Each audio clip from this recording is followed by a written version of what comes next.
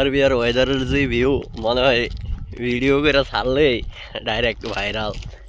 ভাইজলামি এখন বরফ পড়া অবস্থা খারাপ। এই যে দেখেন পুরো হোয়াইট অ্যান্ড হোয়াইট সাদা হয়ে গেছে। দেশ সুন্দর আছে, স্নো পইরা একদম পুরা সাদা হোয়াইট। এখন মাইনাস চলতেছে, -6-7 হইব সম্ভবত, এরকম হইব। বাট আজকে রোদ উঠছে, রোদের দেখা পাইছি মনে হয় মিনিমাম তো 1 মাস হইব। 1 মাস পর মনে হয় সূর্য দেখতেছি আকাশে।